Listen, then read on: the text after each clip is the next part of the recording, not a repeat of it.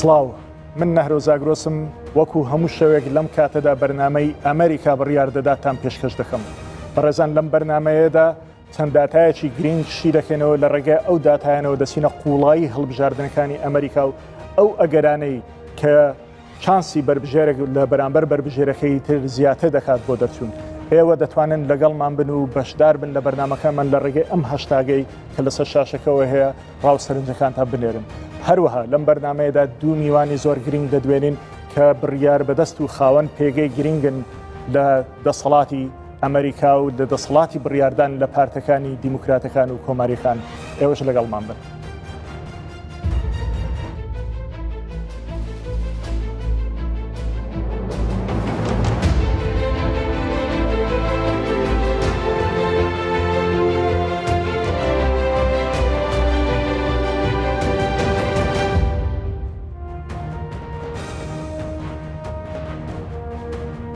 هەڵبژاردننی سەرۆکاتی ئەمریکا تا دێت نزیکتر دەبێتەوە. ژمارەی گیان لە دەستدان و توشبوون بە ڤایرۆسی کۆرۆناش بە هەمان شێوە لە هەڵکشاندایە. کۆرۆنا بابەتێک سەرەکی کەمپەینی هەڵبژاردنەکانە. جۆ بایدن دەڵێ ترەمپ بەرامبەر کۆرۆنا دەستەوەستانە و ئاڵای سپی هەڵکردووە. ترەمپ خۆی و مێلانیای هاوسەری و باوانی کوڕیشی توش بوون. لەگەڵ ئەوەشدا جەخت دەکاتەوە کە زۆری ژمارە پشکینێنەکان هۆکاری زۆری ژمارە توشبوونە و ڕێژەی چاکبوونەوە زۆر زیادی کردووە. ترامپ و بایدن لە هەفتەی کۆتایی بانگەشەی هەڵبژاردندان کۆرۆناش تا دێت لە زیادبوونە. تەنها یەک هەفتە ماوە بۆ ڕۆژی هەڵبژاردننی سەرۆکایەتی ئەمریکا ژمارەیەک لە ئەندامانی کەمپەینی مایک پێنس و مارک شۆرت بەرپرسی ستافی پێنس تووشی کۆرۆنا بوون، بەڵام هێشتا لە کەمپەینەکانی ڕانەوەستاوە.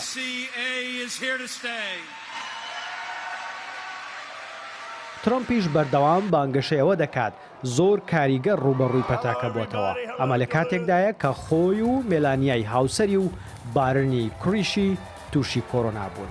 بایدن لێدوانێکی بەرپرسی ستافی کۆشکی سپی مارک میدۆ بەنمونە دەهێنێتەوە و دەڵێ 225,000 ئەمریکی بە کۆرۆنا گیانیان لەدەستداوە. ترامپ بەرامبەر کۆڤید-19 دەستەوەستانە و ئاڵای سپی هەڵکردووە. هەفتەیەک ماوە بۆ هەڵبژاردن نزیکەی 6 ملیۆن کەس پێشوەختە و لە ڕێگەی پۆستەوە دەنگیان داوە. ئەمەش لە مێژووی ئەمریکادا بێوێنەیە و هیچ کات ئەم ژمارەیە پێشوەختە دەنگیان نەداوە. ترامپ دەچێتە ویلایەتی پێنسیلڤانیا، یەکێک لە ویلایەتە خۆڵەمێشیەکان. ئامادەکاری کردووە لە چەند ڕۆژی داهاتووش پێش هەڵبژاردنەکان کەمپەینەکانی بباتە میشیگەن، ویسکۆنسن، نێبراسکا، ئاریزۆنا و نێڤادا. بە پێچەوانەوە بایدنی ڕکابەری ئەمڕۆ لە ماڵەکەی خۆی لە دلاوەری دەمێنێتەوە. بڕیارە سبەی کەمپەینەکەی بباتە جۆرجیا و ئەتلەنتا و لەوێشەوە سەردانی شارۆچکەکەی فرانکلین ڕۆزڤێلت سەرۆکی پێشووتری ئەمریکا بکات کە لە پارتەکەی خۆی بووە. سەرنجی بایدن لە سەر ویلایەتەکانی باشوورە کە لە ساڵی 1992ەوە دەنگیان بە دیموکراتەکان نەداوە. ساڵی 2016 بە جیاوازی 5% ترامپ ئەو ویلایەتانەی بردەوە. هەرچەندە بە گوێرەی ڕاپرسیەکان بایدن لە پێشە، بەڵام لە ویلایەتە خۆڵەمێشیەکان کە چارەنووسی کاندیدەکان یەکلا دەکەنەوە وەک فلۆریدا و پێنسیلڤانیا ئەنجامی ڕامپرسیەکانی ترامپ و بایدن زۆر لە یەکەوە نزیکە. بڕیارە ڕۆژی سێشەممەش ئۆباما لە ئۆرلاندۆ و فلۆریدا بانگەشە بۆ بایدن بکات. نەریمان هەورامی، کوردستان 24.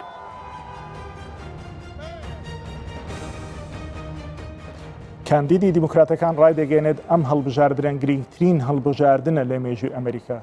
جۆ بایدن کاندیدی دیموکراتەکان بۆ پۆستی سەرۆکاتی ئەمریکا لە نوێترین تویتیدا لە هەژماری تایبەتی خۆی لە تویتەوە نووسیویەتی: ئەمە گرنگترین هەڵبژاردنە لە تەمەنماندا و چاوەڕێ مەکە، ئێستا دەنگت دەبیسترێت، زوو بکە و بەشدار بە لە دەنگدانی پێشوەختە.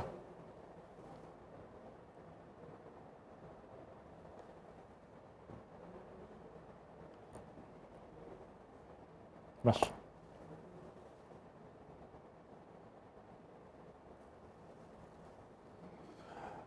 بەڕێزان یەکێک لە بنەما هەرە سەرەکیەکان بۆ دەسەڵات لە ئەمریکا و بۆ دەسەڵاتی سەرۆک و بۆ دەسەڵاتی کۆنگرێس و بۆ دەسەڵاتی دادگا دەستوری ئەمریکایە. ئەوەی زۆر گرنگە لەم دەستورەدا ئەوەیە کە کورتترین دەستورە لە مێژووی دنیادا وە کورتترین دەستورە لە هەر وڵاتێکی دنیادا. سیرەکە لەوەدایە گرنگترین وڵاتی دنیا، پێشکەوتوترین وڵاتی دنیا و یەکێک لە ژمارە هەرە زۆرە دانیشتوانەکانی وڵاتی دنیا خاوەن دەستورێکن تەنها لە 7 بڕگە پێکاتوە. ئەم 7 بڕگەیە لە بڕگەی یەکەم و دووەم سێم باز لە دەسەڵاتەکانی سەرۆک و کۆنگرێس و هەروەها سەروەری یاسا و دادگا دەکات. لە بەندی حوتەمدا تەنها باز لەوە دەکاتن کە هەموو ئەندامانی ئەم کۆنگرێسە ڕازین بەم دەستورە و واژۆیان کردووە. ئەم دەستورە بۆ هەر گۆڕانکاریەک پێویستە 2 لەسەر 3 سیناتۆرەکانی ئەمریکا دەنجی بۆ بدەن و 3 لەسەر 4 ئەندامانی نوێنەرانی ئەمریکا دەنجی لەسەر بدەن. هەر ئەم دەستورەیە 233 ساڵە باڵادەستترین هێزی یاسایی وڵاتی ئەمریکایە بۆ هەموو شتێک ئەمریکیەکان خەڵکەکەی بەرپرسەکان و باڵادەستەکان و سەرۆک و ئەندامانی حزبەکان دەبێ بگەڕێنەوە بۆ ئەم دەستورە. گرافیکێکمان ئامادە کردووە پێم باشە لە ڕێگەی ئەم گرافیکەوە شتانەتان پێ بشاندم. ئەمە دەستوری ئەمریکا بۆ یەکەم جار لە 1787 نووسراوەتەوە لە نێوان 55 ئەندامی ئەو کاتەی ئەمریکا. بۆ بیرهێنانەوەش ئەمریکا لەو کاتەدا تەنها 13 ویلایەت بووە. ئەم 50 ویلایەتە نەبووکەوەی ئێستا هەیە. دواتر لە ڕۆژانی داهاتوو باز لەوە دەکەنەوە کە چۆن ئەمریکا توانی ئاوا فراوان ببێ لە سنووری جوگرافیەوە. لە 1787 ئەم دۆکمێتە دەنووسرێتەوە وەکو باسمان کرد گرنگترین بنەمای یاسایی و دەستوری ئەم وڵاتەیە. یەک لەو کەسانی کە واژۆی کردووە جۆرج واشنتنە کە دواتر دەبێتە یەکەمین سەرۆکی ئەم وڵاتە. دەستوری ئەمریکا لە چەند بەندێک پێکاتووە. لە 1789 کە دوای ئەوەی دەنووسرێتەوە 2 ساڵ دواتر دەستورەکە واژۆ دەکرێت و پەسەند دەکرێت لەلایەن زۆربەی ئەو ئەندامانەوە بۆ ئەوەی ئەو کاتە هەر دەستورێک یاخود هەر مادەیەکی دەستوری ببێتە یاسا پێویست بووە 9 لە 13 ئەندامانی کۆنگرێس دەنجیانە سەردابە. لەو 13 ویلایەتەی یاواتە 9 ویلایەت پێویستە ببورن نەک 9 ئەندام. لە کۆی 13 ویلایەتدا 9 ویلایەت پێویستە بڕیا لەسەرۆبدا کە ڕازیە بەم هەموارەیان خود بەم دەستورە. دەستوری ئەمریکا کورتترین دەستوری دنیا کە لە 7 بەند پێکاتەوە تەنها 27 هەمواری هەیە. لە ئەم 7 بەندەی کە پێکاتوە دەسەڵاتێکی زۆر دەدات بە هێزی یاسایی هەروەها هێزی هەڵبژاردن کە دواتر باسییان دەکەین. لە دەستوری ئەمریکادا بۆیە هەموار بکرێتەوە وەکو گوتمان 2 لەسەر 3 ئەندامانی ئەنجومەنی پیرانی ئەمریکا ئەوانەی پێیان دەگوترێت سەنات ئەوانە پێویستە دەنجی بۆ بدەن. هەروە 3 لەسەر 4 ئەندامانی نوێنەران ئەوەی کە بە مەفهومی ئێمە ئەندام پەرلەمانەکانە ئەمانە پێویستە دەنجی بۆ بدەن. اینجا مادەیەک لە مادەیەکان هەموار دەکرێتەوە لە دەستوردا. لە 3 خاڵی سەرەکی یەکەمی دەستورەکەدا خاڵی یەکەم و خاڵی دووەم و خاڵی سێم یاخود بەندی یەکەم و بەندی دووەم و بەندی سێم باس لە دابەشکردنی دەسەڵات دەکات. دابەشکردنی دەسەڵات لە نێوان سەرۆکی ئەمریکا لە نێوان ئەندامانی نوێنەرانی ئەمریکا و سەناتی ئەمریکا هەروەها لە نێوان هێزی دادگایی و یاسایی لە ئەمریکادا. بۆ ئەم مەبەستە سیستەمی فیدرالی ئەمریکا لە دەستوری ئەمریکادا چەند ڕێکارێک و یاسایەکی داناوە. لە گرنگترین بابەتی دەستورەکەدا ئەوەیە کە دەبێت هەموو نوێنەرێک 2 ساڵ جارێک لەلایەن خەڵکەوە هەڵبژێردرێ بۆ کۆنگرێسی ئەمریکا. هەروەها سەرۆک پێویستە هەر 4 ساڵ جارێک لەلایەن خەڵکەوە دەنجی پێ بدرێ و متمانەی پێ بدرێ بۆی بتوانێت ببێ بە سەرۆک و دواتریش هەر سناتۆرێک پێویستە 6 ساڵ جارێک هەڵبژێردرێتەوە.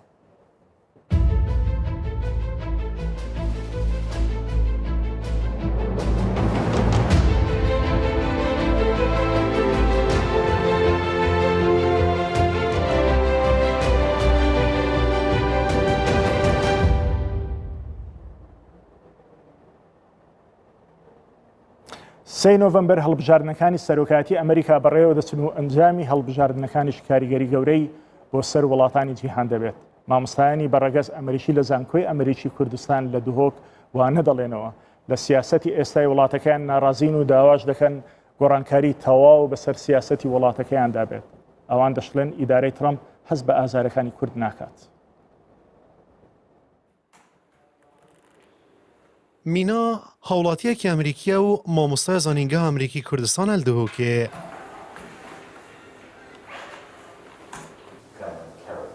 ڕۆژە ناودیفچوونە بانگەشە هەڵبژاردنێن وڵاتی خوا دکە. ئەبنەری ناوی وڵاتێوی پێویستی بگۆڕانکاریەکە سەرتاسەری هەیە. ئەو ژ سیاسەتە ئیدارەیان ناهای ئەمریکا بەرامبەر کوردان ناڕازیە. ji ber vê jî dibêjîtin, îdareya Trumpê hest bê şûjanên Kurdan nekiriye.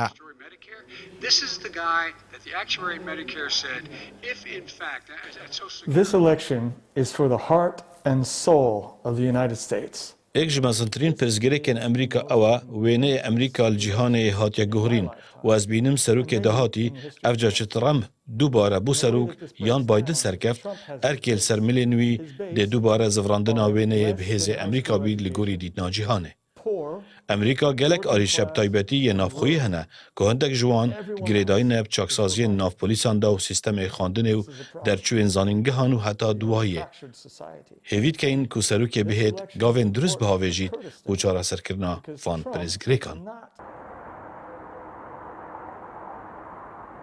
Mamostakhelê jî gilî û gazindeş îdareya Trumpê hene. Ev dîtina wî Emerîka hîbeta carana pêz cîhanê da nemaye. Ji ber vê jî hîvî û umêd vel helbijartinên welatê xwedinêre û hêvî xwaze jî îdareya nû senga caraniya Emerîka vegerîne. One of the biggest issues we're facing right now in America, especially ev helbijardine bûylatên girtiyên Emerîka gelek digirengin û ev ekemîn helbijardinên bivêrengîne ez di jiyana xwe de dibînim û dîsan di dîroka Emerîka da jî ev ekemîn cara helbijardin bivêrengî dibin. Herwasa ev helbijardine bû Kurdistanê jî digirengin ji ber ku Trump gelek serhelî digel rewşa Kurdan nebû û zanyarî jî li ser Kurdistanê û gelê Kurd nebûn. Lewra encamên van helbijardinan dê gelek guherînan bi xwe vebînin. take steps in the right direction. Biryar el sêmeha çiriya duya î sal ku tenê çend rojeket kêm jê mane, 46 serokê Wîlayetên Yêkgirtiyên Emerîka bêhte helbijartin. Ji bo vê carê jî hevrikên xwe di navbera Joe Biden kandîdê Demokratan û Donald Trumpê kandîdê Komariyan û serokê nû Emerîka da hene. Ku ev helbijartin ne tenê ji bo welatiyên Emerîkî belku ji bo tevaya cîhanê giringiya xwe hene. Mesud Mehemed Kurdistan 24 Duhok. بەڕێزان میوانێکی خۆشەویستمان لەلایە لە ویلایەتی تێنەسی لە ئەمریکا ئەویش تۆماس گارێتە. تۆماس گارێت ساڵی 1972 لە ویلایەتی ئەتلانتا لەدایک بووە. لە ساڵی 2012 تاوەکو 2017 ئەندامی ئەنجومەنی پیرانی ویلایەتی ڤێرجینیا بووە. ساڵی 2017 تاوەکو 2009 ئەندامی کۆنگرێز بووە. ئێستاش ئەندامی پارتی کۆماریەکانە و لە کاتی هێرشی سەر کەرکووک لە 16 ئۆکتۆبەری 2017دا وەکو پشتیوانی لە دۆزی کورد و محکومکردنی هێرشەکان ڕاستە و خۆ سەردانی ئۆفیسی کوردستان 24 لە واشنگتن کردووە. سڵاو تۆماس گارێت. خۆشحاڵین کە ئەم ئێوارەیە لەگەڵمانی. تۆ وەکو ئەندامێکی کۆماریەکان پێت وایە چی وا لە خەڵکی ئەمریکا دەکات جارێشتر متمانە بە سەرۆکێک بکەنەوە کە 4 ساڵە لە حکومدایە کەسی گرفتەکانی خەڵکی ئەمریکا ئێستا زۆر لە 4 ساڵ بەل لە ئێستا زیاترە. ئەو ڤایرۆسێک ئێستا بڵاو بۆ تۆ کە ئەمریکا ڕێژەیەکی زۆری توشبوانی دنیا لەخۆ دەگرێتن تەنانەت نزیکەی 1 لەسەر 4 هەر توشبوویەک لە دنیادا خەڵکی ئەمریکا و هیچ ڕێکارێکیش نییە بۆ ڕوبەڕووبوونەوەی ئەم ڤایرۆسە. لە هەمان کاتدا قەیرانێکی گەورەی دارایی بەرۆکی خەڵکی گرتووە و لە هەمان کاتیشدا دیسانەوە گرفتی بێکاری ڕووی لە ئەمریکا کردووە. چۆن ئەمریکایەکان جارشت متمانە بەوە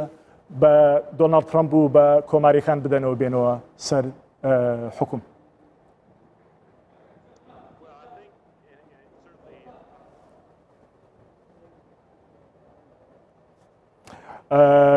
بەداخەوە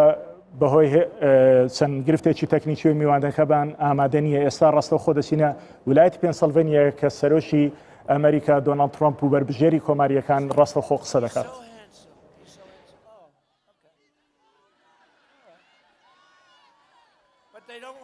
بەڵام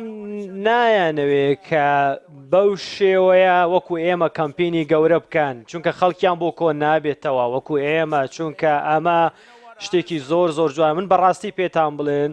گرنگ نییە بچینە ویسکۆنسن ئۆهایۆ نۆرت کارۆلاینا ئێمە لە هەموو شوێنێ خەڵکمان بۆ کۆ ئەمێتەوە ئێمە من لە پێش چاوی هەمووتان دەڵێم لە مێژووی سیاسەتدا لە پێنسیلڤانیا بە هەمان شێوە بە هیچ کەسێک مەڵێن ئەوان خەڵکی زۆر زۆر پاشن بەڵام پێشتر نەیانزانیوە چۆن دەنگەدەن بەڵام پێنسیلڤانیا جارێکی دیکە دەنگ بەوان ناداتەوە دەنگ بە خۆمان دەداتەوە من ئەم دەنگانەم ڕۆژانی ڕابردووش بینیوە ئێمە ناکرێت دەنگ بە کەسێکی بەتەمەنی خەوتوو بدەین کە خۆی لە ژێرزەمینەکاندا شاردوێتەوە بەڵام گوێم لێیە کە هەمووتان منتان بەدڵە دەنگ بە ترامپ بدەن ئێوە کەسی لێ هاتوون ئیشێکی زۆر باش دەکەن پێشتریش چەند ساڵێک لەمەوە پێش من هاتمە ئێرە جارێکی دیکە ئێوەم بینیەوە لێرە قسەم لەگەڵ کردن ئەوان نازانن چۆن قسە لەگەڵ ئێوەش دەکەن نازانن چین بۆ ئێوە دەکەن ئێرە شارێکی زۆر جوانە ویلایەتێکی زۆر جوان و هەمووتانم خۆش دەوێت لە 2016 پێنسیلڤانیا ئەو گەندەڵکارانەی سزادا و دەنگی پێنەدان دەنگیان بە دیموکراتەکاندا و ئەمریکایان پێش هەموو شتێکدانە بە دەنگی ئێوە ئێمە بەردەوام دەبین لە شەڕکردنمان بۆ خەڵکی ئەمریکا و خاکی ئەمریکا دەرمان مەوادی هۆشبەر ڕێگە نادەین بێنە ناو ئەم وڵاتەوە ئێستا ئەوانەی کە ئالوودە بوون بە ڕێژەی 70% کەم بوونەتەوە و ئەو دەرمانەی کە دەهاتە ناوە بە ڕێژەیەکی زۆر باش کەم بووەتەوە بە دڵنیایەوە خەڵکی دیکە دڵخۆشی من بڕیارانە ئێمە بەڵام ئێمە لە بەرژەوەندی خەڵکی خۆمان کار دەکەین ئێستا بۆ ئەوەی کە من بەو پارەی خەرجم کردووە جۆی خەوت و هیچ کات بە خەڵدا نەهاتووە کە پارەیەکی وا تەرخان بکە ئێمە ئێستا ئێمە ئەچینە من هەموو شتێکم ڕێک خستووە هیچ کەسێک ئەوەی کە من کردومە هیچ کەس نەیتوانێ و بیریشی لێ بکاتەوە و ئەوان دەیانەوێ ڕێکەوتنێک بکەن ئەوان خۆیان زۆر پێ زیرەکە من هەموو کاتێک ئەو موتووە کە من دەمەوێت دەرمان چارەسەر لە وڵاتە هەرزانترین نرخی هەبێت ئەوان ناتوانن ئەوەی کە من ئەیکەم بیکەن ئەوان ئێستا دەیانوێت ڕێکەوتنێ بکەن بەڵام لە هەمان کادا من پێتان دەڵێم من ڕوبەڕوو پێتان بە جێفری تۆ لە CNN قسەی کردووە بەڵام ئێمە دەبێ ئێمە ئەوانە لەو جەهەنەمە لەو دۆسەخە ڕزگار بکەین ئەو لە ناوچەیەک بە ئاشکرا دژی سیاسەتەکانی من بەڵام دواتر بیر و ڕای گۆڕاو ئێستەوا لێرەیە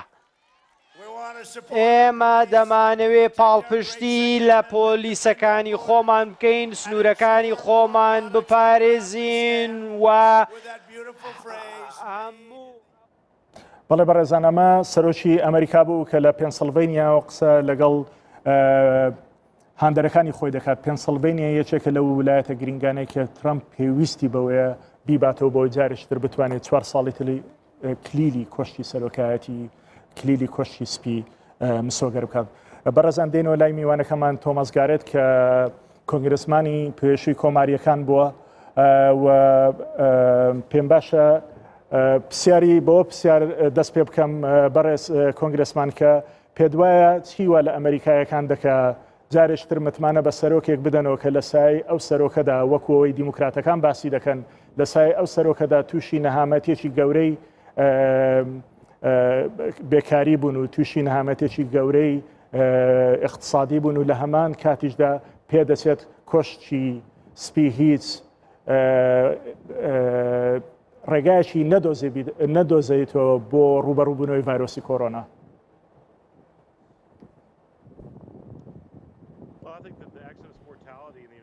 بەڵام من پێم وایە ڕێژەی چاکبوونەوە بەرزترین ڕێژەیە لە هەموو دنیا لە ئەوروپاشەکە سیر بکەن بە گوێرەی ئامارەکان سیرکەن نەک بە و قسانەی کە پرۆپاگەندە بڵاو دەبنەوە ڕێژەی چاکبوونەوە لە ئەمریکا زۆرترین ڕێژەیە لە هەموو جیهان ئەوە خاڵی یەکەم ئەمە لەبارەی ئابووریشەوە ئەمریکا بەهێزترین وڵاتی ئابوووریە لە هەموو جیهان لەسەر ئەم گۆی زەویە ڕاستە بەهۆی کۆرۆناوە هەنگاوێک چوونەتە دواوە بەڵام ئێستا ئێمە کەمترین ڕێژەی بێکاریمان هەیە لە مێژووی ئەمریکادا و لە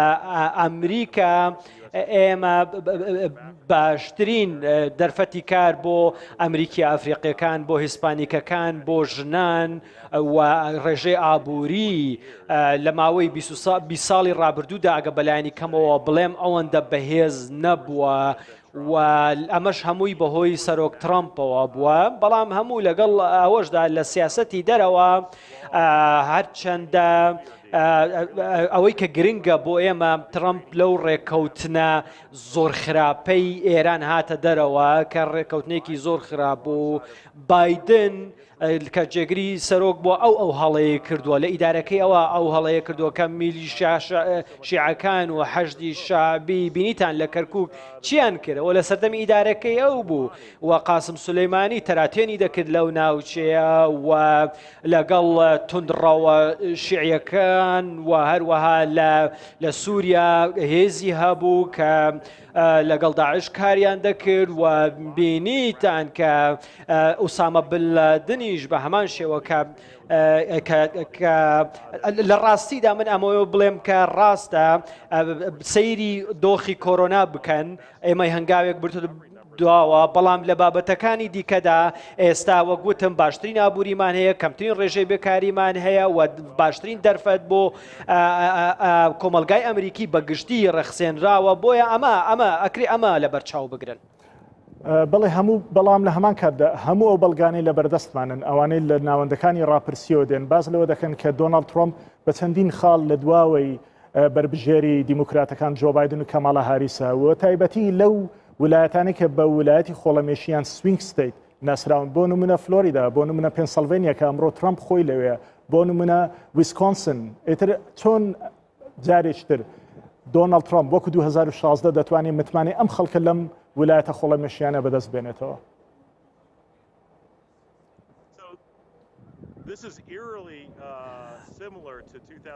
ئەمە بە هەمان شێوەی 2016 تاکە جیاوازی ئەوەیە کە لە 2016 سەرۆک ترامپ ڕوبەڕووی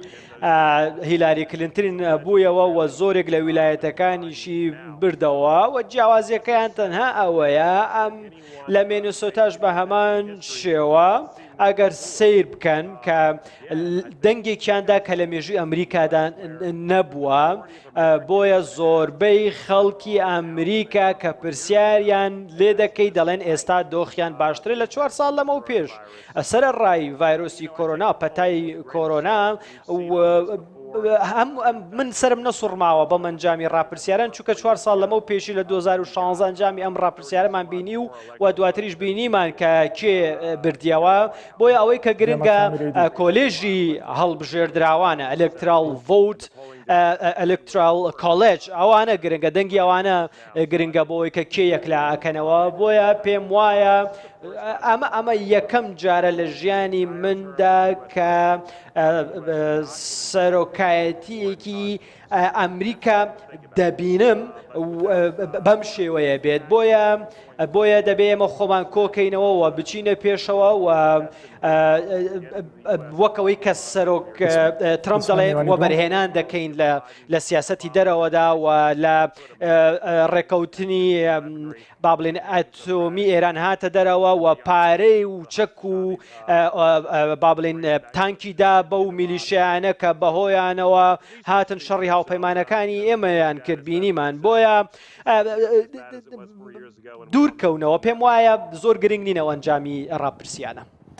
بەڵێ میوانێکی دیکەمان لە هەمان کاتدا لەگەڵ ئەوش بەڕێز دەیڤد مارسدنە کە ساڵی 1940 لە ویلایەتی ڤێرجینیا لەدایک بۆ ئەندامی پارتی دیموکراتە و لە ساڵی 2006 تاوەکو 2010 ئەندامی پەرلەمانی ویلایەتی ڤێرجینیا بووە لە ساڵی 2010 بەدواوە تاوەکو ئێستا ئەندامی ئەنجومەنی پیرانی ویلایەتی ڤێرجینیایە. سیناتۆر مارسدن یەکەم جارە بۆ میدیای کوردی قسە دەکات و چاوپێکەوتن ئەنجام دەدات. بەڕێز سیناتۆر مارسدن کە ئێستا لەگەڵمانی دەمێ بەوە پرسیار بکەم کە بۆوە بە سیقەوە دەچنە سندوقەکانی دەنگدان ئێوەی دیموکراتەکان پێتان وایە کە ئەم جارە بربژێرەکەتان جۆ بایدن و کەمالە هاریس دەتوانن ببنەوە ئەو داتانەی لەبەردەستن 4 ساڵ بل لە ئێستاش وەکو میوانی پێشم باسی کرد باسییان لەوە دەکرد کە هیلاری کلینتن دەیباتەوە بەڵام بینیمان کە چۆن یەکێک لە دەرەوەی سیاسەتەکان دەتوانی بێتە ناو سیاست و ببێت بە سەرۆکی گەورەترین و بەهێزترین وڵاتی دنیا. زۆر سپاس بۆ میوانداریتان من هەموو کات لە دڵمە خۆشەویستێکی گەورە هەیە بۆ کوردستان لە سووریا لە عێراق ئێمە پێزانینمان هەیە لە قوربانیەکانیان و لە شەڕیان دژ بە داعش پێم وایە هۆکارەکەی وەڵامی پرسیارەکەت دەمەوە هۆکارەکە ئەوەیە کە بایدن کەسێکی زۆر بەناوبانگترە لە هیلاری کلینتن و هەروەها لە با بڵێن لە کۆتاییەکانی دەنگدانی با بڵین بانگەشەی هەڵبژاردننی هیلاری کلینتندا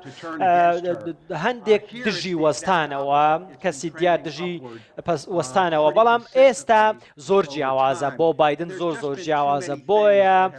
زۆر شتی هەڵە ڕوویان داوە من پێزانینم هەیە بۆ لێدوانەکانی ئەو هاوڕێم کە باسی ئابووری کردووە ئەوان لە 3 ساڵی یاخود لە 4 ساڵی کۆتایی سەرۆک ئۆبامادا ئەم ئامادەکاریە کراوە بۆ ئابووری ئەمریکا و ڕێژەی بێکاری کەم بۆتەوە دەرفەتی کار ڕەخساوە بۆیە خەڵکی ئەمریکا زۆربەی پێیان وایە کە ئیکۆنۆمی و ئابووری ئەمریکا لە سەردەمی ترەمپدا زۆر خراپتر بووە و ئەوەی کە کراوە لە باخەڵی خەڵکی ئەمریکا هاتۆتە دەرەوە و هاتنە دەرەوە لە ڕێکەوتنە نێودەوڵەتیەکان کە لە با بڵین ڕێکەوتنی مەبەستم کە شوهەوای پاریسە 2015 پاریس ئەمە شتێکی زۆر خراپەوە خەڵکی نیگەران کردووە و شتێکی دیکە ئەوەیە کە هەندێک لە ڕاپرسیەکان ئەوانەیە کە چنە ڕاپرسیەکان ئەمەیە نیگەرانیان لەسەر ئەوەیە نیگەرانێکی دیکە ئەوەیە پێیان وایە کە ئەم پەتایە لە کۆنتترۆلی ئیداری ئەمریکا دەرچووە و زۆرێک چوونەتە چاودێری چڕی بەشی نەخۆشخانەکان ICU و چپڕ بوونەتەوە و شوێن نەماوە و سەرۆک تا ئێستاش لەگەڵەوە نییە کە ماسک ببەستێ و داوا لە خەڵکیش ناکە ماسک ببەستێ بۆیە ئەمە شتێکە خەڵکی پێی خۆش نییە و خەڵکی ئەمەی پێ ناخۆشە و زۆرێک لەوانەیە کە بەهۆی تاوانە خراپەکانەوە کەوتونەتە بەندیخانە سەرۆک ترەمپ هێنانێتە دەرەوە و زۆرێک پاڵپشتی لە کۆماریەکان ناکەن بە تایبەتی ویلایەتەکەی من کە زۆر دژی سیاسەتی کۆماریەکان و ترەمپن و با بڵێن هەموو ئاماژەکان بۆ ئەوەیە کە دژی ترەمپن من دەڵێم کە لە ئابووریە باشی کردووە بەڵام دەمەوێت جەخت لەوە بکەمەوە کە ئەمە کارە لە پێشینەکان و سیاسەتی لە پێشینەی ئۆباما بووە ئەم هاتووە درێژەی پێداوە و کەسێکە زۆر بەناوبانگ نییە و بدڵنیاییەوە دەدۆڕێ. بەڕێز تۆم گارێت وەکو گوێ لێبوو دەیڤد مارسدن پێی وایە ئەگەر کۆماریەکان پێیان وایە ئێستا ئەمریکا خاوەن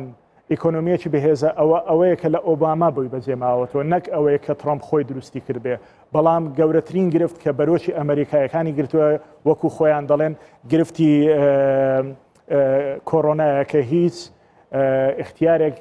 لە بەردەمی کۆشی سپیدانیە بۆ ڕوبەڕووبوونەوەی من نامەوێت بچمە ناو ئەو پرسیارە بەڵام دەمەوێت لەوە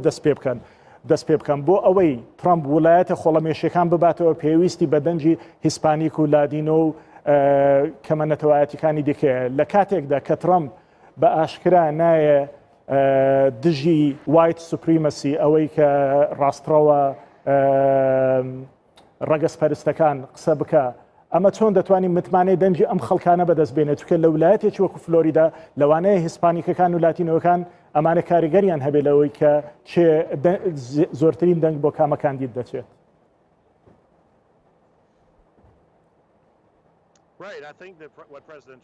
پێم وایە ئەوەی کە سەرۆک ترامپ باسی کردووە و کردوێتی 2016 خەڵک گوێی لێ بوو دەنگیان پێدا و باشترین کاری کردووە بۆ ئەفریقی ئەمریکیەکان و هیسپانیکەکان و من ڕێزمەیە بۆ ئەو هاوڕێم کە باس لە با بڵێن ڕاپرسیەکان دەکات لەوانەیە ئەو سەیری ڕۆژنامەیەکی کردبێت کە مانگێک لەمەوبەر بەڵام پێم وایە ڕێنوێنی دەکەم و پێشنیاز دەکەم کە بچێت سەیری ئەو ئامارانە بکات کە لە ناو کۆمەلگای ئیسپانی ئەمریکەکان و ئەفریقا ئەمریکەکاندا بڵاو بۆتەوە و چەندە ڕەزامەندن لە ترامپ و دەبێ ئەوە بزانین کە زۆرینەی ئەمریکیەکان کە لە دەمانگی ئەم کۆڤیدە ئەوان ئەم ئامارانە کە بڵاو کراونەوە هی ئەو دەمانگەیە هی ئەم ئاماری با بڵێن کەمبوونەوەی ڕێژەی بێکاری هی ئەم دەمانگی ڕابردوویە و هەروەها لە مێژووی ئەمریکادا ئەوەندە ژن گرنگیان پێ نەدراوە دەرفەتی کاریان بۆ نەرخساوە بۆیە پێم وان نییە کە ئەمەی کە باسەکرێ هی ئەو سەردەمی ئۆباما بوو بێت وان نییە بۆیە زۆرێک لە کەمینەکان ئەوانەیە کە لە ئەمریکا ژین و نەک تەنها با بڵێن پرۆفیسۆرەکان نەک با بڵێن یاساناسەکان کەسە دیارەکان پەبلیک فیگەرەکان بەڵکو با بڵێن ئایش جاکسن و با بڵێن ئەفریقی ئەمریکیەکان زۆربەیان پاڵپشتی لە ترامپ دەکەن و ئەگەر سەیری داتاکان بکەن کە لە ڕاپرسیەکانەوە دەردەچێت بایدن کە کەسێکی وەک خۆیڵێ کەسێکی دیارە بە هەمان شێوەی کلنتن سیاست دەکات وەک چۆن کلنتن کردوێتی لە 4 ساڵی ڕابردوو و زۆرێک لەوانەیە ئەگە سیرکەی ئێستا ئەفریقی ئەمریکەکان و ئیسپانیکەکان دەنگەکانیان گۆڕاوە بۆ سەرۆک ترامپ بووە نەک تەنها با بڵێن لە ویلایەتە کۆماریەکان بەڵکو لە ویلایەتەکانی من دەیڤد دەناسم کەسێکی ڕازگۆیە و کەسێکی لێزانە بەڵام پێم وایە ئەویش سەیری هەندێک لەو هەواڵانە دەکات کە لایەنگریان پێوە دیارە یاخود زۆر کۆنن واتە هی چەند مانگێک لەمە و پێشن بۆیە من ئەوەی کە سەیری سەرۆک ترامپ دەکەم زۆربەی ئەمریکیەکان پاڵپشتی زیاتر لە 4 ساڵی ڕابردوو پاڵپشتی لە سەرۆک ترامپ دەکەن و کاتێک کە سەرۆک ترامپ بڕیاری داخستنی وڵاتیشیدا بڕیارێکی باشیدا و ئەگەر سەیری 2016 بکەین لەگەڵ ئێستا پێم وایە سەرۆک ترامپ زۆر بە دەنگێکی زیاتر دەیباتەوە. بەڕێز دەیڤد مازدن دۆناڵد ترامپ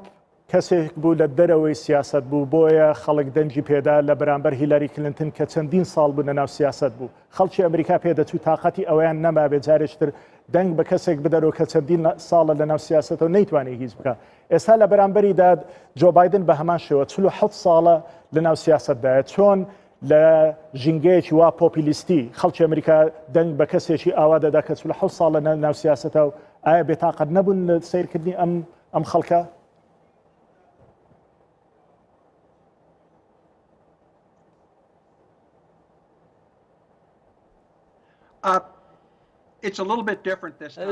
ئەم جارە تۆزە جیاوازترە جۆ بایدن کەسێکی زۆر شیاوترە هیلاری کلینتن بەو شێوەیە پەبلیک فیگەر و دیار نەبوو وەکو بایدن ئەو ژمارەیە کە من وەرم گرتووە لەسەر دەنگدەرانی ئەفریقان ئەمریکەکان بۆ ترامپ 8% ڕاستیەکەی کە ئەمە بە گوێرەی ئەو ئامارانی کە من وەرم گرتووە و بە گوێرەی ڕاپرسیەکان دوجار لە هەندێک جار با بڵێن ساڵی 2016 لە یەک نزیک بوون بەڵام ئەم جارە بەلایەنی کەمەوە 10% بینیان هەیە بۆیە لە هەموو ویلایەتێک کە ئەم ڕاپرسیانە دەکرێت لەلایەن چەندین شوێن و دامەزراوەی جیاوازەوە ئەم ڕاپرسیانە کراون هەموو شوێنە و جیاوازە دەرەخەن و ئەم ساڵ پێم وایە ڕاپرسیەکان زۆر دقیقترن ورترن زۆر بابەتیان لە خۆ گرتووە و زۆر دقیقن بۆیە لە ڕۆژی هەڵبژاردنەکەدا هەموو شت یەکلا دەبێتەوە بەڵام ئەو وزەیە کە لە دیموکراتەکانەوە دەیبینین ئەو وزە و هێز و توانایی دەیبینین لای دەنگدرانەوە زۆر زیاترە وەک لەوەی لە کۆماریەکان هەیە بۆیە دیارە زۆر بە ڕوونی دیارە کە دەنگی ترەمپ زۆر بەرەو خوارە ئاچێتە خوارەوە بۆیە کوبە ئەمریکیەکان ئەوانەی کە خەڵکی کوبان و لێرن بە هەمان شێوە دژی ترامپن و لە پێنسیلڤانیا ئەگەر باس بکەین کە بە 6 پۆینت ئەتوانم بڵێم بایدن لە پێشتی ترامپەوەیە ئەمە گرنگە ئەمە ئەکرێ شەوی هەڵبژاردنیش هەندێک دراما ڕوو بدەن هەندێک شت ڕوو بدەن بەڵام ئەوەی کە تا ئێستا هەیە من پێت دەڵێم بە ڕێژەیەکی زۆر باش لە هەموو ڕاپرسیەکان بایدن لە پێشە. بەڕێز تۆم گارێت لە 2010 تەنها ئێوەی ئەمریکی دەنگ دەدەن بەڵام هەر کاندیدێک هەڵبژێرین کاریگەری لەسەر سیاسەتی دەرەوەی وڵاتەکەتان و لەسەر خەڵکی تر دەبێت لە دەرەوەی وڵاتی ئەمریکادا. ئێمە لە ڕۆژهەڵاتی ناوەڕاست بە جددی سەیری دەرەنجامەکانی هەڵبژاردن دەکەین. لە ئەگەری دەرچوونی جۆ بایدن چی بەسەر سیاسەتی دەرەوەی ئەمریکادا دێت بە تایبەتی لە ڕۆژهەڵاتی ناوەڕاست و هەروەها لە عێراقدا و ئەگەر دۆناڵد ترامپ دەربچێتەوە ئایا گۆڕانکاریەک دەبینین لە سیاسەتی دەرەوەی ئەمریکا لە عێراق و لە ڕۆژهەڵاتی ناوەڕاستدا؟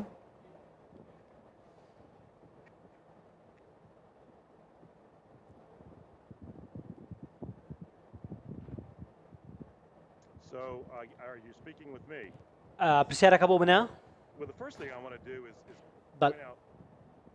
بەڵێ من دەمەوێت ئەمە هێدلاینێکە سەردێری هەواڵێکە سیرکەن ئەوەی کە هێدلاینەکە باسیەکە ئەوەیە کە سەرۆک ترامپ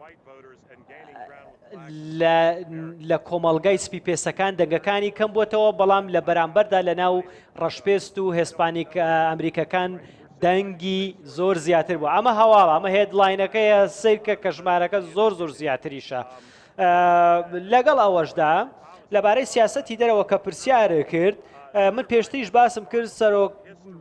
جێگری سەرۆک بایدن زۆر سیاسەتێکی هەڵەی هەبووە پێشتر لە کوشتنی بن لادن لە کوشتنی قاسم سولەیمانی و هەروەها لە پاڵپشتیکردنی حەشدی شعبی و ئەو میلیشیانەی کە ئەو چەکەی ئێمە پێماندان لە دژی هەرێمی کوردستان و یەزیدیەکان و هەروەها کریسیانەکان لە عێراق و سووریا بەکاریان هێنایەوە ئەمە کی ئەو چەکەیدایە ئەوان بۆیە حەشدی شعبی و میلیشیەکانی سەر بە ئێران کە بایدن وەک خۆی باز دەکا دەچێتەوە ناو ڕێکەوتنەکەی ئێران و جارێکی دیکە چەک دەداتەوە ئەوانە بە تایبەتی ئەوان بوون دژی کوردەکانی هاوپەیمانی ئێمە و یەزیدیەکان و کریسیانەکان شەڕیان کرد بۆیە بایدن هەڵەیە و هەڵەی کردووە بە دڵنیاییەوە ئەگەر بایدن بێتە سەرۆکی ئەمریکا زۆر خراپتریش دەبێ و دەبێتە هاوبەش و هاوپەیمانی بکوژەکانی کورد کە بە هەزاران کورد و ئێزیدیان کوشت و دەچێت چەک ئەداتە ئەو ڕژێمانەی کە بابلین پارە ئەداتە ئەو ڕژێمانەی کە چەک ئەدەنە میلیشیەکان و بە ملیۆنیوان دۆلاری دایە ئێرانیەکان و دەچێتەوە ناو ئەو ڕێکەوتنەی کە ترامپ لێ کشاوەتەوە بۆیە من پێم وایە هەبوونی بایدن جارێکی دیکە ئەمریکا دەخاتەوە ناو ململانەیەکی خراپ و هەروەها دژی ئەو کەسانە دەوەستێتەوە هاوپەیمانەکانمان کورد کە شەڕێکی ئازانەیان کرد کە داعشیان تێکشکان بۆیە من پێم وایە لە سووریاش بە هەمان شێوە لە سووریا کە دەبینی کە لە شەڕی دژ بە داعش کوردەکان چیان کرد و کێ پاڵپشتیان دەکا ئێستا بۆیە ئەم ئیدارەیە بە دڵنیاییەوە زۆر زیاتر نەک تەنها داعشیشی تێکشان بەڵکو میلیشیاکانی سەر بە ئێرانیشی پاڵ پێوەنا و گوشاری خستنە سەر و فشاری خستە سەر ئێران بۆیە ئەم ئیدارەیەم زۆر پێ باشترە و دڵنیام زۆر باشتر دەکاوە لە سیاسەتی دەرەوە ئەمە هەموو خەڵکی ئەمریکا دەیزانێ کە خەڵکی هەرێمی کوردستانیش دەیزانێ کە ئەم سیاسەتە ئەم ئیدارەیە زۆر باشتر دەبێ و زۆر باشتر لە 2016 دەبێ و لە زۆربەی ویلایەتەکانیش پێم وایە ترامپ دەیباتەوە. بەڕێز دەیڤید مازدن بەربژێری دیموکراتەکان جۆ بایدن بە ئاشکرا دەڵێت ئەگەر سەر بکەوێت جارێکی تر دەگەڕێتەوە سەر ئەو هەوپەیمانیەتەی کە ئەمریکا و ئەوروپایەکان هەیان بۆ لەگەڵ ئێران بەبێ ئەوەی هیچ کۆتوبەندێکی هەبێ بۆ ئێران لە کاتێکدا کە ئێران لە سووریا سەربازی هەیە دەورێکی کاریگەری هەیە لە سووریا لەگەڵ حوسیەکان لە یەمەن هەیەی لە لەبنان چەکداری هەیە چۆن دەتوانێت جارێشتر ئێران بێرێتەوە ناو ئەو نەخشە و ئەو هاوپەیمانەتێکە دەزانێت ئێران لەوانەیە گرفتێکی گەورە لە نێوان ئەو هاوپەیمانەتیە دروستکە کە لە ڕۆژهەڵاتی ناوڕاستدا لە نێوان ئیسرائیل و لە نێوان بەحرین و لە نێوان ئیمارات و وڵاتانی دیکەدا هەیە.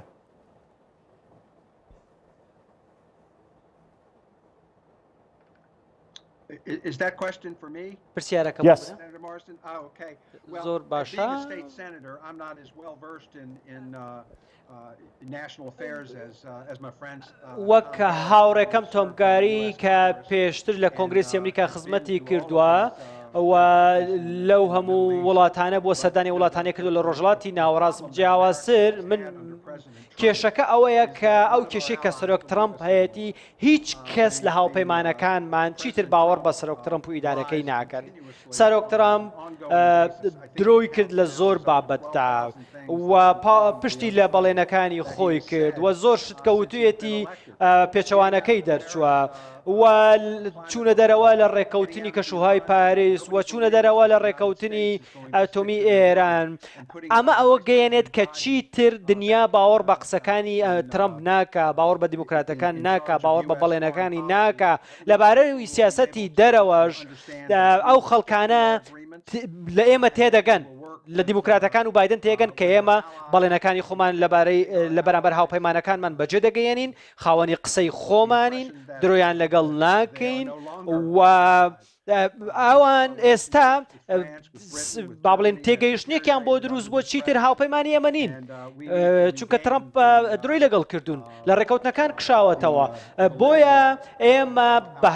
هاتنەوەی بایدن بە سەرکەوتنی بایدن جارێکی دیکە ئەو متمانەیە بۆ خەڵکی ئەمریکا و بۆ هاوپەیمانەکانیشمان دەگەڕێنینەوە و لە و بابەتی پەیوەندیەکانی پوتن و رووسیا و ئێمە بابەتێکی زۆر جدیە و خەڵکی نیگەران کردووە و با بڵێن سەرۆک ترامپ کە ئەو بەرهێنانی کردووە و پارەی وەرگرتووە لەلایەنی دیکە و باجی خۆی نەداوە ئەوە کە دیارە لێرە لە ئەمریکا باجی نەداوە. بۆیە بابەتێکە خەڵکی ئەمریکا لی نیگەرانە و هەمویان دەیبین و بیستویانە. زۆر سپاس.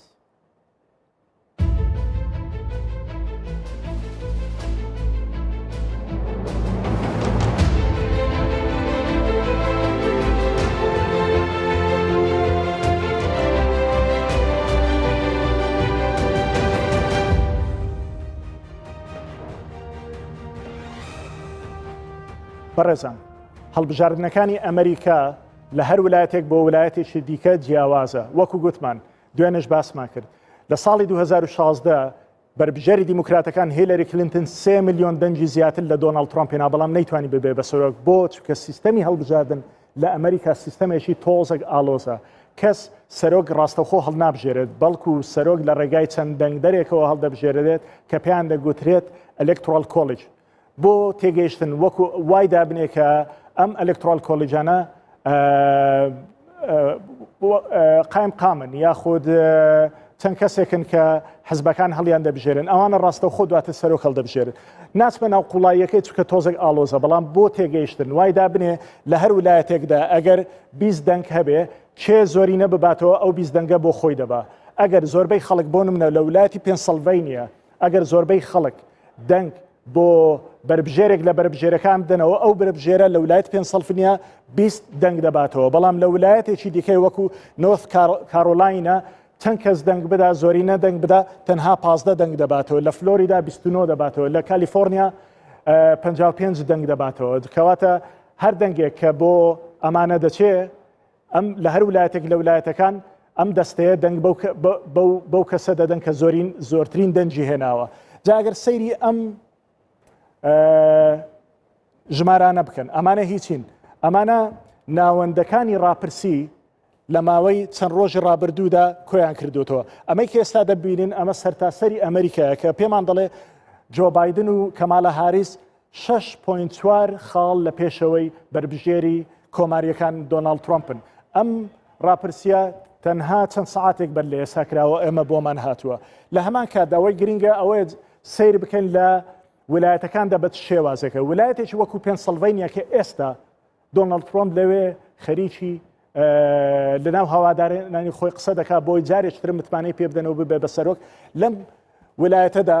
کە یەکێک لە ویلایەتە هەرە گرینگەکانە و یەکێک لە ویلایەتە خۆڵەمێشیەکانە ئەوەیە کە دەیەوێت 20 خاڵ بەدەست بێنێ ئەگەر زۆرینەی خەڵک لەم ویلایەتە دەنگ بە دۆناڵد ترۆمپ بدەن ئەمە دۆناڵد ترۆمپ 20 خاڵ لێرە دەباتەوە پێویستی بە 270 خاڵە یان 270 دەنجی ئەم ئەلکترۆل کۆلیژانەیە بۆی ببێ بە سەرۆک کۆی ئەلکترۆل کۆلیجەکان ئەو دەنگانێک کە لە ویلایەتەکاندا هەیە 538 لە هەر ویلایەتێک بە ویلایەتێک جیاوازە کەواتە لەم ویلایەتە کە دۆناڵد ترۆمپ پێویستی پێێتی ئەم 20 خاڵەیە ئەگەر زۆربەی خەڵکی ئەم ویلایەتە دەنجی بۆ بدا بەڵام ئەگەر سیر بکەن لە ساڵی 2016 دۆناڵد ترۆمپ توانی لە هیلاری کلینتن بباتەوە بەڵام لە ساڵی 2012 لە ساڵی 2008 لە هەڵبژاردنەکاندا بەرزبژێری دیموکراتەکان بردیۆتی کەواتە سیر دەکەی ساڵ بە ساڵ دەنجی خەڵکەکە لەم شوێنە دەگۆڕێ بۆیە ئێمە پێ دەڵێن ویلایەتە خۆڵەمێشیەکان ئەوەی سیرە ئەوەیە کە لە ساڵی 92 تا 2016 تەنها یەک جار دەنجی خەڵکی پێنسڵڤینیا بۆ بربژێری دیموکراتەکان کۆماریەکان ڕۆشتەوە ئەگەر نا بەردەوام دیموکرات بووە ئێستاش زۆربەی ئەو پۆڵانەی کە هەن یاخود ئەو بنکانی سەرژمێری هەن پێمان دەڵێن جۆ بایدن جارێکتر ئەم ویلایەتە لە ڕەنجی سوورەوە دەگۆڕێ بۆ ڕەنجی شین بەڕێزان هەڵبژاردننی سەرۆکایەتی ویلایەتە یەکگرتوەکانی ئەمریکا بۆ عێراق گرنگی خۆی هەیە بەو پێی لە ماوەی چەند ساڵی ڕاپردوودا سیاسەتەکانی ئەمریکا لەسەر عێراق و ئەو ڕووداوانەی لە عێراق ڕوویانداوە ڕەنگدانەوەی کاریگەری هەبووە ڕای چاودێرانی سیاسیش بە دەرچوونی ترامپ یاخود بایدن گۆڕانکاری لە سیاسەتی ئەمریکا بەسەر عێراقەوە ڕوودەدات لە دوای ساڵی 2023ەوە یەکێک لەو وڵاتانی کە ئەمریکا هەمیشە چاودێری بارودۆخەکەی کردووە عێراقا لەگەڵ هاتنی سەرۆکەیەک لە دوایەکەکانی ئەمریکاش گرنگی عێراق و داهاتووی ئەو وڵاتە بۆ و سەرۆکانە گرنگی خۆی هەبووە دۆناڵد ترامپ لەو کاتەوەی بووە بە سەرۆکی ئەمریکا هەندێک بڕیاری کاریگەری دەربارەی عێراق داوە کە کاریگەری لەسەر ئایندەی سیاسی ئەو وڵاتە بەجێهێشتووە بۆیە ئێستاش سەرۆکی داهاتووی ئەمریکا بۆ گەلانی عێراق گرنگە چاودێرێکی سیاسی دەڵێت هەڵبژاردننی یەکێک لە کاندیدانی کۆماریەکان یاخود دیموکراتەکان ڕەنگە گۆڕانکاری ڕێژەیی بەسەر سیاسەتەکانی ئەمریکا بەسەر عێراقدا بهێنێت. لە دۆخی عێراقا بە بڕوای من ئەگەر ترامپ دەربچێتەوە ڕەنگە زیاتر سووربیە کە ئەوەی کە کردێتی بە بەرنامە و ئەجندەی خۆی وردەوردا ئێران بگەڕێنێتەوە بۆ ناو ساحە و ناو ساحەی خۆی ناوچیانی خۆی و بتوانێت دەوری زیاتر بێ لە منطقەکە و هەژمونی زیاتر هەبێ بەسەر کارە سیاسیەکانە بە تایبەتی لە ڕۆژهەڵاتی ناوڕاست و لە عێراق زۆر بە تایبەتی تر. دۆخی عێراق ڕەنگە زۆر ئاڵۆز بێ زۆر قرس بێ و ئەمریکا بۆ ئەم قۆناغا ئەوەی کەی بینم لەگەڵ کازمیە پەیوەندیکی باشیان هەیە بۆ واشەکەن ئەم پەیوەندیە باشی ئەمریکا ئەوڕۆپاشی بێتە پاڵ بۆیە هەنگاوەکان بە قەناعەتی منەگە ئەمریکا ترامپ دەربچێتەوە ڕەنگە بۆ کازمی باشتر بێت. تێڕوانینی ترامپ و بایدن بۆ داهاتووی عێراق ڕەنگە کەمێک جیاواز بێت بەڵام بەڕێی چاودێرێکی دیکە بایدن لە ڕووی دیپلۆماسیەوە لە ترامپ باشترە بۆیە دەرچوونی بایدن ڕەنگە بۆ دۆخی ئێستای عێراق گونجاوتر بێت. جۆ بایدن هەم کەسایەتێکی سیاسی دیارەوە هەم بۆ خۆی خبرەیەکی هەیە و ئاگاداری زیاتری ڕووداوەکان و بارودۆخ و هەلومەرجی ڕۆژهەڵاتی ناوەڕاست بەگشتی و ناوچەکە و بە عێراق و کوردستانیش بە تایبەتیە. بۆیە من پێم وایە یعنی سەرکەوتنی جۆ بایدن لەوانەیە کاریگەری باشتر و ئیجابی تری هەبێ هەم بۆ فشاردانان لەسەر دەوڵەتی عێراقی و هەرێمی کوردستان بۆ ئەوەی ئەو گرفتانێکی هیانە چارەسەری بکەن هەم دانانی فشاری زیاتر بۆ بڕینەوەی دەستی هێزە توندڕەوەکان و بە تایبەتی کۆماری سامیێران و داعش و ئەوانە لە مانتیقەکە و ناوچەکە کە ئەوان کاریگەری و هەژمونی خوانیان بەسەر مانتیقەکە پەخش کردەوە. دۆخی ئێستای عێراق جۆرێکە کە هیچ وڵاتێک حەزی پێ ناخوازێت. گەلانی عێراقیش چاویان لەوەیە هەوڵێکی نێوخۆی یاخود دەرەکی وا بکات ئەو نەهامەتی و کێشانی عێراقی گیرۆ دەکردووە کارێک بکات کەمێک لە عێراق دوور بخرێنەوە. لە دوای ڕوخانی ڕژێمی سەدام حسێن عێراق دووچاری چەندین گرفت بۆتەوە کە بەشێک لە شەقامی عێراقی پێیان وایە ئەمریکا هۆکاری سەرەکی کێشەکانە و بەشێکی دیکەش پێیان وایە نێارەکانی دژ بە ئەمریکا هۆکاری سەرەکی کێشەکانن. بەڵام وەکو چاودێرانی سیاسی باسی لێوە دەکەن دۆسیە عێراق بەلای سەرۆکی داهاتووی ویلایەتە یەکگرتوەکانی ئەمریکاوە دۆسیەکی گرنگە و بۆ چرکەیەکیش لێی غافڵ نابێت. هاوژین جەمال، کوردستان 24 سلێمانی. بەڕێزان هیوادارین بەم هەشتاگەی کە لەسەر شاشەکەدا هەیە هاشتاگ ئەمریکا بڕیار دەدات بەردەوام ڕاو سەرنجی خۆتان بنێرن. ئێمە بە وردی هەموو ئەو ڕاو و سەرنجانە و ئەو تێبینیانەتان دەخوێنینەوە و لە بەردامەکانماندا لەگەڵ میوانەکانماندا پرسیارت لەسەر ئەو تێبینیانی ئێوە لە میوانەکانمان دەکەین و لەگەڵ پامنێرانمان هەمان بۆ چوونی ئێوە دووپات دەکەینەوە. خۆشەویستان تەنها دەمەوێت هێنانەوەیەکتان پێ بڵەمێژ ئەوەیە بەیانی کاتژمێر 9 و بەرنامەی ئەمریکا بڕیار دەدات دەست پێ دەکات تەنها بۆ بەیانی بەهۆی چەند بەرنمەیەکی دیکە کە لە تەلەڤیزۆنمان و لەسەر شاشەی کوردستان 24 هەیە بەیانی بەس بۆ بەیانی ساعات 9 و لەگەڵ تا دەبین شەوتان شاد.